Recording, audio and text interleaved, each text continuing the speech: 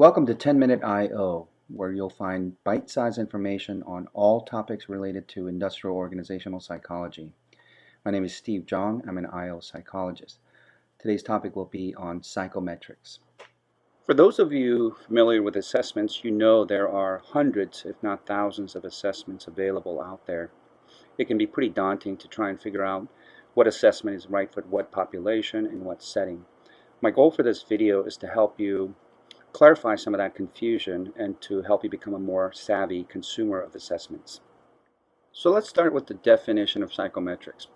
Psychometrics, as you might have guessed, is the science or study of mental measurement, or more specifically, the design and evaluation of tools used for mental measurement.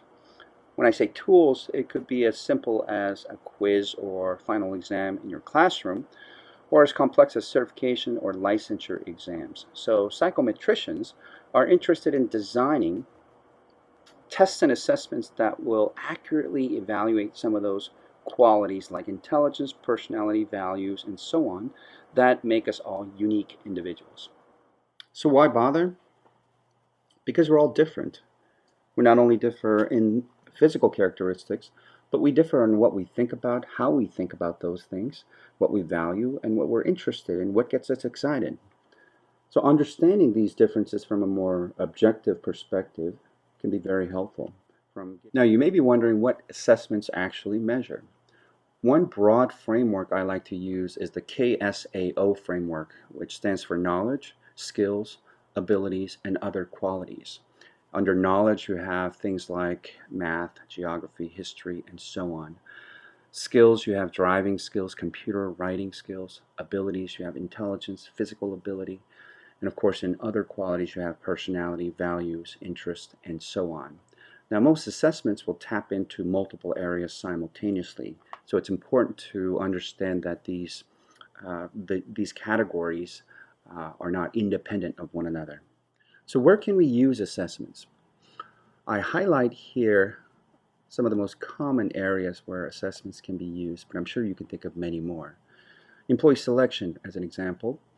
You may be curious about what the candidate knows, what he or she is able to do, and for certain job roles, personality can be extremely important.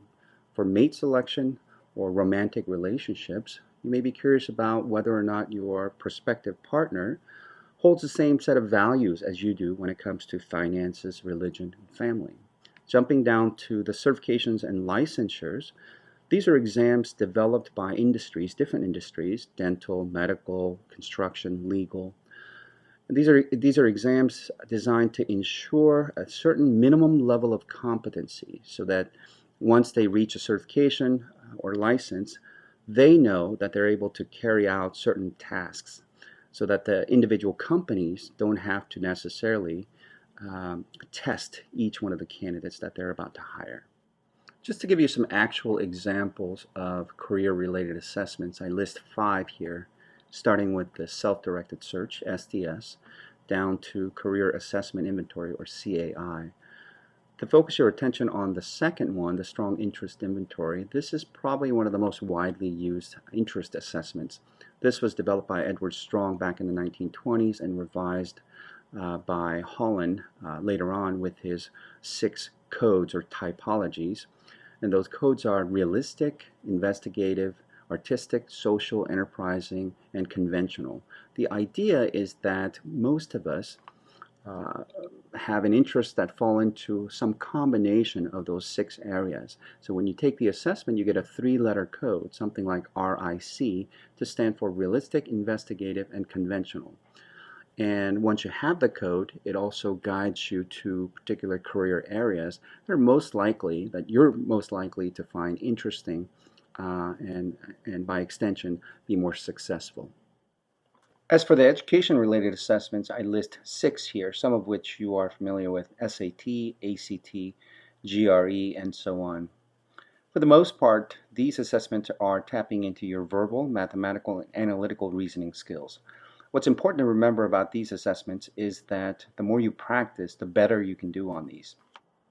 As for intelligence and ability-related assessments or tests, I list 3 here. The idea here is to measure people's processing power. If you can think of the human brain or the mind as analogous to a computer, so you have the CPU, the processor, and then you have the hard drive. It measures how quickly you can process information as well as how much information can you actually catalog in your brain.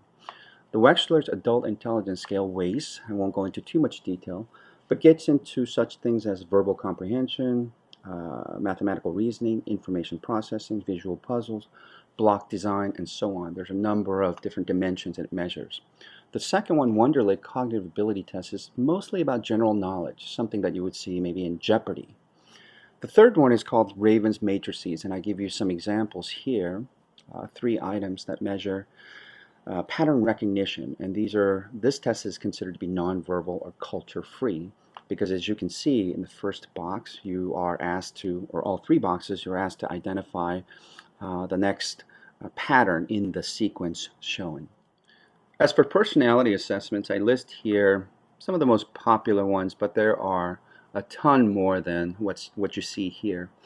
Among these, by far the most widely used is the first one, Big Five inventory, that can be traced back over 100 years to Francis Galton. One important thing to remember here is that the factors or the dimensions measured by these personality assessments overlap to some degree. So for example, the Big Five has 5 main factors: openness, conscientiousness, extroversion, agreeableness, and neuroticism.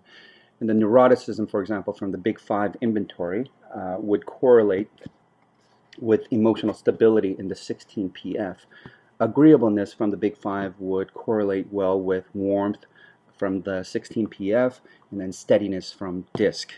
One more example, the CPI, there's a sociability dimension that would correlate naturally with extroversion from the Big Five. So keep that in mind. So how do you go about evaluating assessments for their quality, whether it's a good or bad test? There are 2 basic approaches to evaluating assessments and tests. One is reliability, the other is validity. Now these 2 ideas are fairly involved, so I'll have separate videos for reliability, separate video for validity. But suffice to say in this slide, reliability of a test is the degree to which a test yields scores that are consistent. Now there are 3 main ways, there are other ways as well, but 3 main ways to gauge the reliability. One is test-retest, the other is internal consistency, and the third is parallel forms. Just to give you an idea, test-retest just means that if you were to take the assessment today, a given assessment today, let's say in May of 2016, and you were to take the same test 6 months later in November of 2016, the scores should be fairly similar and give you a consistent result over that time period. That's the test-retest reliability gauge. The other 2 we'll cover in later videos. Moving on to validity, the validity of a test is getting at the degree to which a test is actually measuring the concept that it is intending to measure. It's measured using 3 different approaches. One is content-related validity, second is construct-related, third is criterion-related strategies. Again, I won't go in depth into each of those as they will come in later videos. So where do you go to find information on assessments? I list 4 major sources here. I won't go through each one of these in detail. Just the first 2. The test manual is associated with every assessment, commercially available assessment out there, and basically gives you a summary of what the assessment is about, some of the reliability and validity evidence. So if you are to use one of these, any of the assessments out there, you can contact the publisher to obtain a copy of the test manual. The second one, Mental Measurements Yearbook, is a document that's published by the Bureau's Institute. It's probably one of the most comprehensive listing of commercially available assessments that's out there. Provides psychometric reviews, meaning reliability and validity data, the sample characteristics, and all that on hundreds of assessments that are out there being used. And they are written by test experts, so highly reliable in terms of, or credible in terms of the information contained within. Now we just have a couple more slides here, but I do want to make a clear distinction between high-stakes tests and general assessments. If you look at the first category here, high-stakes tests, These are tests that are associated with clear right or wrong answers. So SAT, GRE, medical board exams, and driver's license exams. They have clear right or wrong answers. There's no in between. And they're also associated with monetary outcomes or serious consequences. So in this sense, they require the highest level of validity evidence, and they must be legally defensible.